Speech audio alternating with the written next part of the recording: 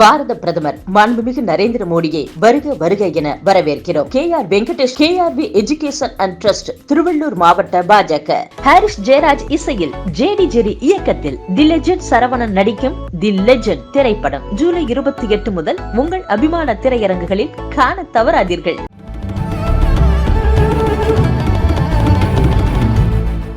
நண்பர்களே, இன்றைக்கு இருக்கக்கூடிய அரசியல்வாதிகளையே பார்த்து பார்த்து பழகிவிட்டீர்களே.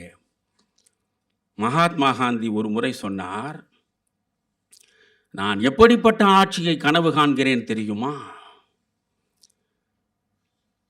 I want a society that will wipe every tear from every eye. அதுதான் காந்தியின் கனவு.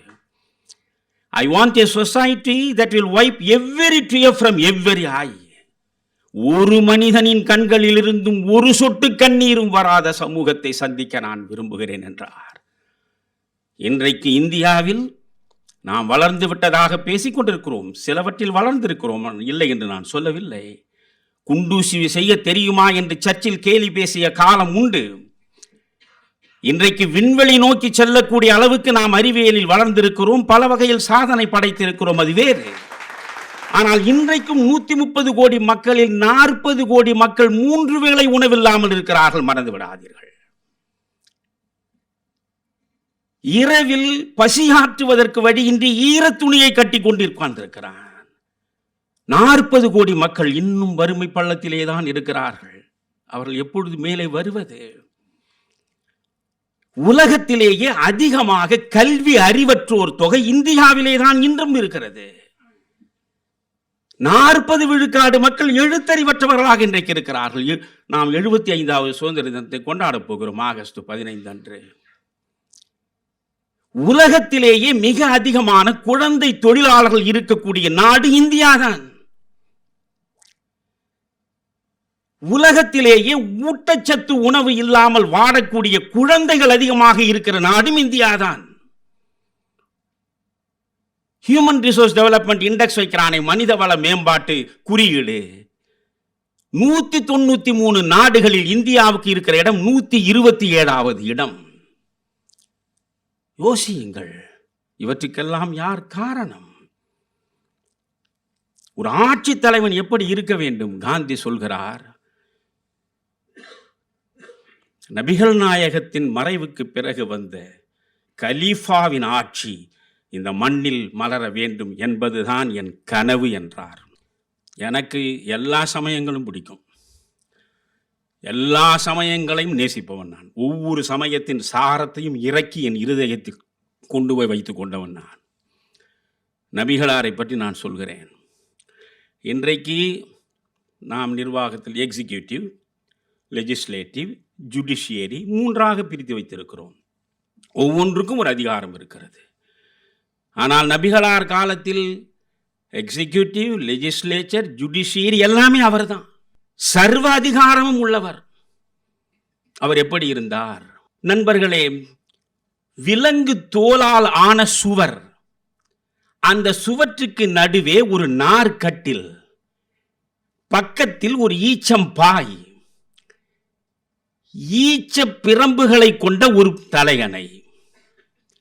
3 நாள் சேர்ந்தார் போல் நபிகளார் பசியாறியது கிடையாது என்று அவர் மகள் கண்ணீர் விட்டிருக்கிறார். எல்லாவற்றையும் படியுங்கள். ஒரு முறை உமர், அவர் 2வது கலீஃபாவாக வந்தவர், அவர் போகிறார். அவர் போன பொழுது இவர் நார்கட்டிலில் படுத்திருந்தார். அவர் முதுகு முழுவதும் அந்த கயிற்றினுடைய அடையாளம் அப்படியே இருக்கிறது. இவ்வளவு பெரிய பேரரசு உங்கள் காலடியில் கிடக்கிறது, நீங்கள் இதுபோன்று இருக்கிறீர்களே. கண்ணீர் விட்டபடி சொல்கிறார், ஒரு ஆட்சி தலைவன் ஏழையாகவும் எளியவனாகவும் தான் இருக்க வேண்டும். நபிகளார் சொல்லவில்லை, வாழ்ந்து காட்டினார். தயவு செய்து நன்றாக கைத்தட்டலாம். நீங்க இதுல மதமே கிடையாது நண்பர்களே. 5 வேளை தொழ வேண்டும் என்று வலியுறுத்தியவர் தானே அவர். அவர் ஒரு முறை அபு ஹுரைரா அவர் பெயர், நபிகளாருடைய தோழர். அவர் நபிகளாரை சந்திக்க உள்ளே சென்ற பொழுது உட்கார்ந்த நிலையில் அவர் தொழுகை செய்கிறார். பார்த்துவிட்டு பதறி விடுகிறார் அபூ ஹுரைரா, நபிகளாரே, நீங்கள் என்ன உட்கார்ந்த நிலையில் தொழுது நான் ஒரு நாளும் பார்த்ததில்லையே. நண்பனே, பசி. 3 நாட்களாக உணவு உண்ணாத நிலையில் பசி, எழுந்து நிற்க சக்தி இல்லை. அதனால் நான் உட்கார்ந்தபடி தொழுகிறேன். யார்? ஆட்சி தலைவர், எக்ஸிக்யூட்டிவ், லெஜிஸ்லேச்சர், ஜுடிஷியரி, இவ்வளவு அதிகாரங்களும் ஒரு மனிதனிடம். அந்த மனிதன் எப்படி இருந்தான்? அவன்தான் ஆட்சி தலைவன்.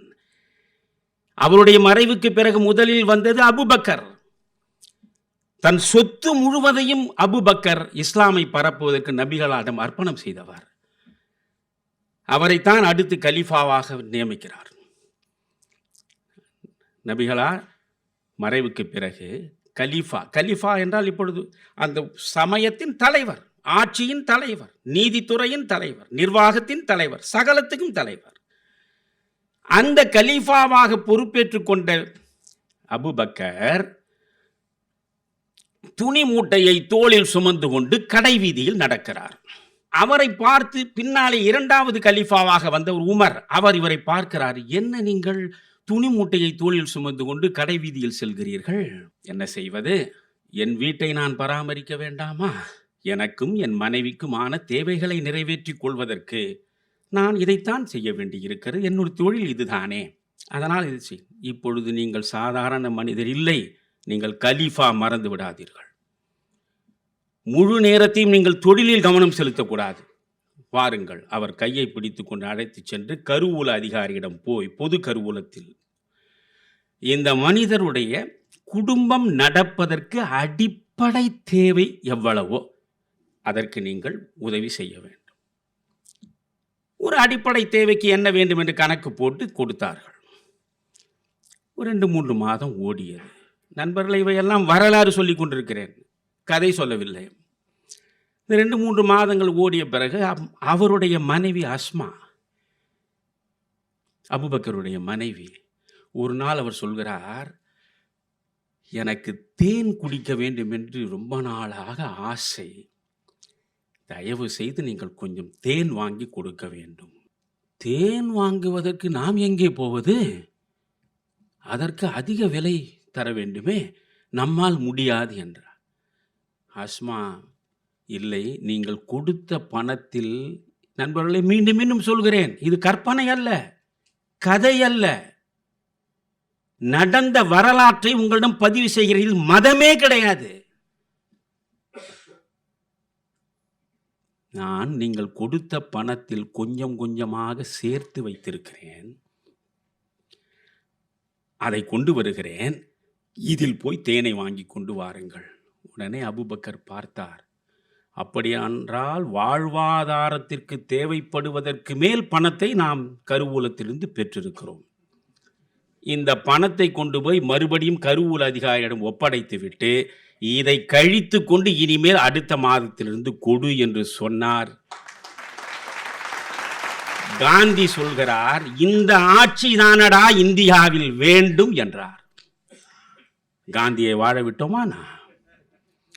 நீங்கள் நினைக்கலாம், காந்தி இருந்த காலத்தில் மகாத்மாவாக, மனித புனிதராக, அப்படியே கோடிக்கணக்கான மக்களின் இருதயங்களில் கடவுள் நிலையிலே ஏற்றி போற்றி பாராட்டப்பட்டவர். சத்தியமாக கிடையாது. காந்தி சுதந்திரம் பெறுகிற வரையில் காங்கிரஸ்காரர்களுக்கு சொத்து. சுதந்திரம் பெற்று பதவிக்கு வந்த அடுத்த கணமே காந்திதான் பெரிய சுமை. அந்த சுமை இறக்கப்பட்டால் போதும் என்று நினைத்தார்கள். ஆட்சி பொறுப்புக்கு வந்தார்கள். வெள்ளையன் போனான், நாடு சுதந்திரம் பெற்றது. நேரு பிரதம அமைச்சராக உட்கார்ந்தார். அமைச்சர் பெருமக்கள் எல்லாம் வலம் வந்தார்கள்.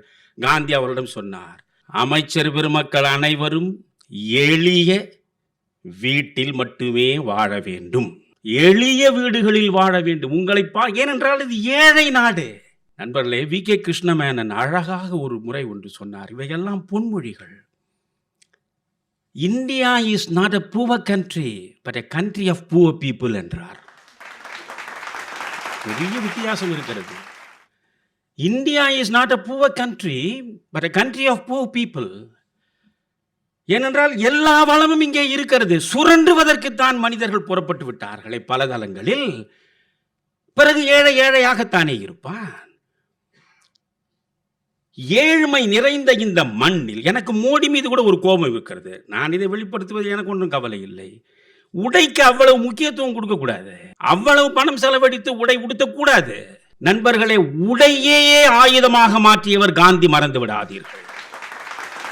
மதுரைக்கு வந்து பார்க்கிற பொழுது அரை நிர்வாண பக்கிரிகளாக இருந்த அத்தனை விவசாய தொழிலாளிகளையும் பார்த்து, இந்த மண்ணில் இருக்கக்கூடிய மனிதர்கள் இப்படி இருக்கிற பொழுது எனக்கு எதற்கடா இவ்வளவு பெரிய உடை, தூக்கி எறிந்தார். வைஸ்ராய் மாளிகையில் இர்வினோடு பேசுவதற்கு உள்ளே நுழைந்த பொழுது சர்ச்சில் அங்கிருந்து குரல் கொடுக்கிறார்.